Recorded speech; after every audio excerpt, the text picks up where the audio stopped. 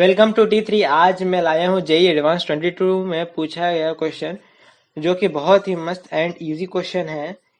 पहले हम क्वेश्चन को देखेंगे कि क्या पूछ रहा है, उसके बाद उसमें क्या कंसेप्ट यूज हो रहा है वो देखेंगे, उसके बाद सॉल्यूशन पर आएंगे। उससे पहले आपने इस चैनल को सब्सक्राइब नहीं किया है तो प्लीज सब्सक्राइब कर दीजिए। तो अब आते हैं क्वेश्चन पर। तो as you can see in this question says that यहाँ पे एक अल्कोहल दिया हुआ है जो कि रेड फॉस्फोरस प्लस Br2 से प्रेजेंस में ये पास हो रहा है और आर एक मेजर प्रोडक्ट बन रहा है। उसके बाद बोला जा रहा है on estimation of bromine in 1 gram of R, यानी कि आर जो प्रोडक्ट निकला वो प्रोडक्ट यूजिंग कैरियस मेथड, यानी यहाँ पे कैरियस मेथड यूज हो रहा है। Amount of AgBr formed in gram पूछ रहा है यहाँ पे। उसके बाद दिया हुआ है एटॉमिक मास दिया हुआ है, H का, C का दिया हुआ है, P O का दिया हुआ है, P का दिया हुआ है, Br का दिया हुआ है, Ag का दिया हुआ है। तो यानी कि इस क्वेश्चन में दिया हुआ है हेलो एल्केन का फॉर्मेशन होगा यहाँ पर, ये कंसेप्ट है यहाँ पर, और दूसरा है कैरियस मेथड का कंसेप्ट। अब इसमें जो कंसेप्ट यूज हो रहा है वो प्रिपरेशन ऑफ अल्काइल हैलाइड है प्लस कैरियस मेथड है। उसका नाउ अब वीडियो पॉज करके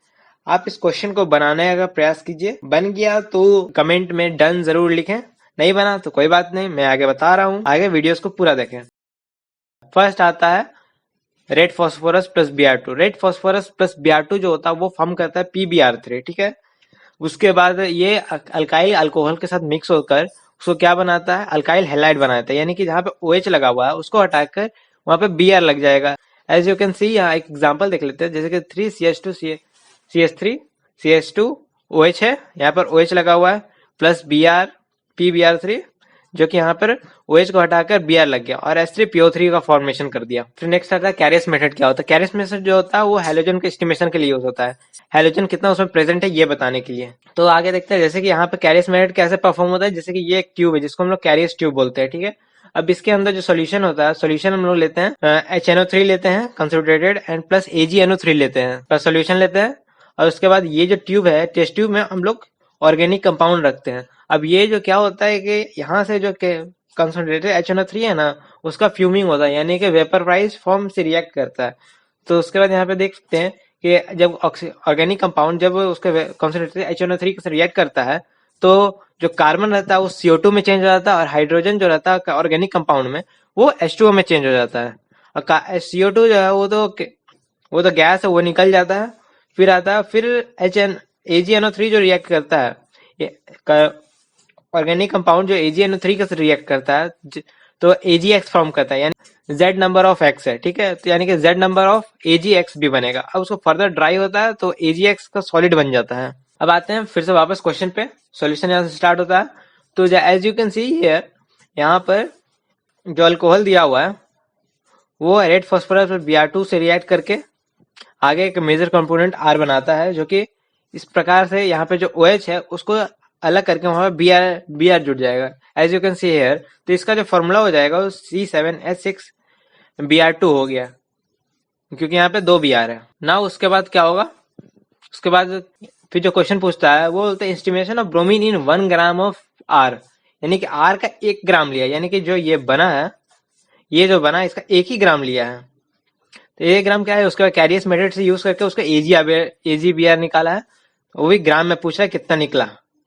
तो फर्स्ट क्या करेंगे, पहले जो R निकला है उसका हम लोग मॉलिक्यूलर वेट निकालेंगे। तो मॉलिक्यूलर मास जो निकला वो हमारा 250 ग्राम पर मोल हो गया, क्योंकि यहाँ 7C था, 7 × 12 प्लस 6S था, तो 6 × 1 प्लस 2 80, यानी कि Br जो है वो उसका जो मॉलिक्यूलर वेट दिया हुआ है वो 80 दिया हुआ है। दैट्स वाई 2 × 80 हो गया इज इक्वल्स टू 250 ग्राम पर मोल हो गया, यानी कि हर मोल में 250 ग्राम इसका है। उसके बाद क्या करेंगे, उसके बाद हम लोग कितना मोल्स में प्रेजेंट है 1 ग्राम में वो निकालेंगे। तो 1/250 हो जाएगा, यानी कि 0.004 मोल्स हो गया।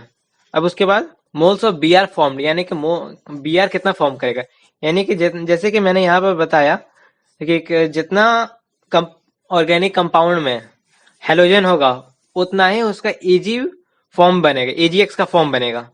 यानी कि अगर 2 रहेगा ऑर्गेनिक कंपाउंड में 2 हेलोजन है तो AgX जो भी होगा वो 2 बनेगा। यानी कि यहाँ पर हम लोग देख रहे हैं यहाँ पे जो हेलोजन है यहाँ पे 2 फॉर्म है, एक कंपाउंड में 2 है, डेट्स वाई यहाँ पे 2 बनेगा, 2 AgBr बनेगा। तो इसीलिए 2 × मोल्स ऑफ R हो गया, यानी कि जितना मोल्स ऑफ R है उसका 2 गुना बनेगा AgBr। तो नेक्स्ट इसको सॉल्व करते हैं। तो वेट ऑफ AgBr निकालेंगे। वेट कितना हो रहा है इसका, 2 into moles of R into molar mass of AgBr। ठीक है, यहाँ से इसका मोलर मास निकल गया।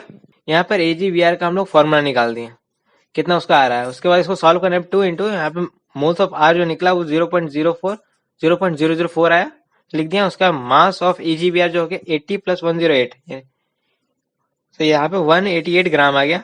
इज इक्वल टू, अब इसको सॉल्व करने पे 1.504 ग्राम आ गया। तो हम लोग का जो आंसर हो गया 1.50 हो गया। तो ये हम इतना जो निकला ये हमारा AgBr निकला है, amount of AgBr in gram.